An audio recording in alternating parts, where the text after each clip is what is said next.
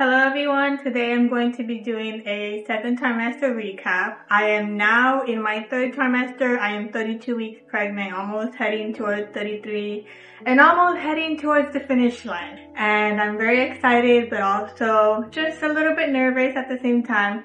But what has really helped me is to watch videos and hear about other experiences from other mamas, especially if it was the first time going through pregnancy. So if you are pregnant, then I hope that this video is helpful for you. That way you can kind of see if you get the same symptoms that I did when I was in my second trimester. And if you're a friend of mine and you know me and you're just curious to know what happened during my second trimester, then go ahead and enjoy this video. If you are new here, welcome. My name is Paola. I'm a first-time mom. I'm 28 years old, just turned 28 in August, and I'm about to have my first child. We're gonna have a daughter in November, hopefully. You know, just due dates, they're kind of estimated, so it can be a little earlier than November, maybe late October, or a little later than the first week of November, but we'll just have to wait and see. So we're gonna get right into it, starting with the first ultrasound. So in my other video that I did talking about my first trimester experience, I was very desperate because I could not get an appointment for an ultrasound. And even when we were able to kind of see a little picture of the baby, it was not an actual ultrasound. I still had to wait another few weeks or days for us to actually see an ultrasound tech. That way we could actually see the baby for the first time. And by this time I was already 16 weeks pregnant. So we still had not told anyone because we were waiting for that first ultrasound to come out to announce that we were having a baby. So we had to wait until I was 16 weeks. We wanted to see an ultrasound where the baby was actually developing well and where we could just feel more confident enough to announce it. In the very first ultrasound, the baby was like teeny tiny, just a little speck in there. And so by the time we got to see the second ultrasound, I was just in shock. My mind was blown away when I saw the baby for the second time in the ultrasound because of how big it had gotten in such a short period amount of time. It was just mind-blowing to me, and I was just so in awe because we could actually see the little body parts being formed already. It already had the little head, the little body, the little arm, the little legs, and it was just so amazing because I don't know, I was just so excited, and it just really calmed me down, and I was just so excited to announce it to everyone because it was so hard to keep it a secret in the first place.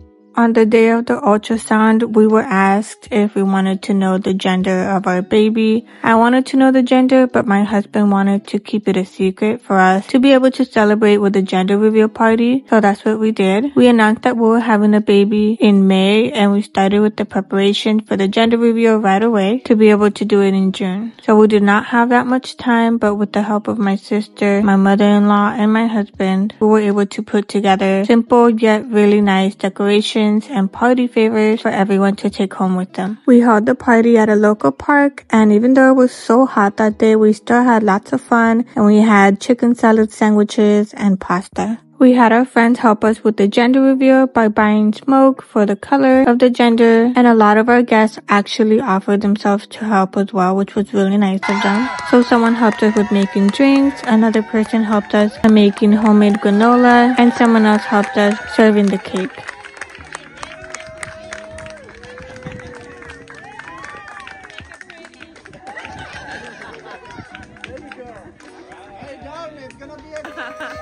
The next few weeks were spent just soaking it all in and always referring back to my Pregnancy Plus app to learn how our baby was developing that week and to also learn what my body was expected to go through as well.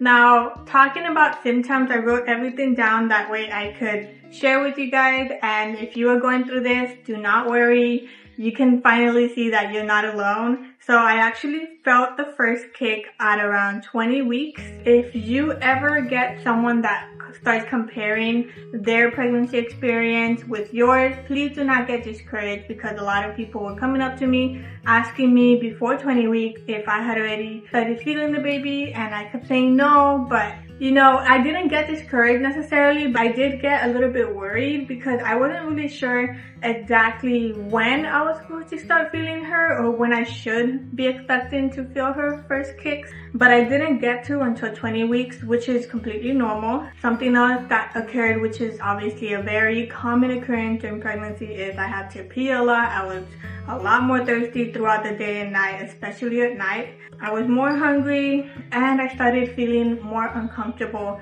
when I was sleeping. My gums also started bleeding because when you're pregnant, your body starts making more blood volume and your heart starts pumping more blood faster to be able to provide enough oxygen for your baby as well. So everything kind of gets like full and swollen. So my gums started getting swollen. It didn't hurt necessarily, but every time I would brush my teeth, my gums would bleed on the bottom. By the time I was 23 weeks, I started making colostrum. It started leaking out. If you guys don't know what colostrum is and you haven't gotten to that part, it's basically when your body starts making milk, but it's not necessarily breast milk. It's a type of milk that has more fat and it's more nutritious, and it's the first type of milk that your body starts making. There was also some days where my eye would twitch, this eye right here, for some reason. I don't know why. At first I thought maybe I was anxious, but I really wasn't feeling anxious. And then I thought maybe I'm thirsty, but I was drinking a lot of water non-stop all day, all night. But that only happened a few days and for just a few minutes. It wasn't something that was like regular or constant.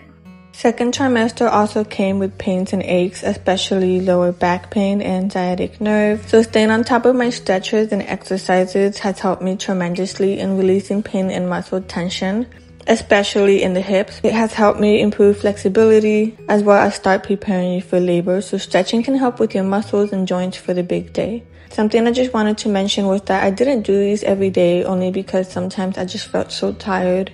And that was because I went into it thinking that I was going to keep up with my workout routine, since I used to go out running almost every single day of the week before becoming pregnant. And I was very active in terms of what I could physically do. But when pregnancy comes along, especially as your belly starts growing and you start getting heavier and start experiencing new symptoms, you just don't have the same amount of energy as before, and that's completely fine. Just make sure that you're easy on yourself and just do what you can. During this time, something else we did as a family was take the time to enroll in educational classes such as breastfeeding, newborn care, and birth classes. Nowadays, there's so many companies and hospitals that will actually provide them for free, so it's good to start preparing your mind and confidence as the weeks keep flying by.